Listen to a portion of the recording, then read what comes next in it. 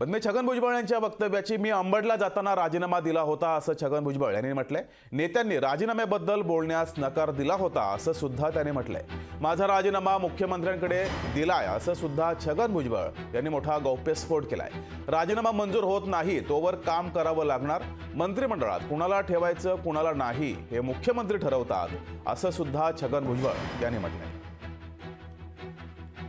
मुख्यमंत्री आणि ते दोघे जण म्हणाले की तुमचं जे आहे काम आहे ओबीसीच्या बाबतीमध्ये तुमची जी मतं आहेत ती मांडायला आमचा काही विरोध नाही आहे। आपण सगळे शांततेने जे आहे ओबीसीचं सुद्धा काम करायला पाहिजे आणि पण कृपया जे आहे आता या राजीनाम्याची वाच्यता करू नका। आणि मी तब्बल 2.5 महिने जे आहे वाच्यता केली नाही। मी 17 तारखेला अंबडला जाहीर सभेला जायच्या अगोदर माझा राजीनामा मुख्यमंत्र्यांच्या नावाने लिहून तो अजितदादांच्या ऑफिसमध्ये दिला।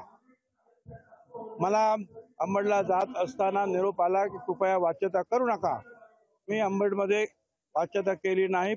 आल्यानंतर मुख्यमंत्री आणि दोन्ही उपमुख्यमंत्री यांनी मला बोलावून घेतलं आणि मग अजितदादांनी सांगितलं की तुमचा राजीनामा जो आहे हा मी यांना दाखवत दिलेला आहे, मुख्यमंत्र्यांकडे दिलेला आहे। जोपर्यंत जो आहे हे संपत नाही म्हणजे राजीनामा मंजूर होत नाही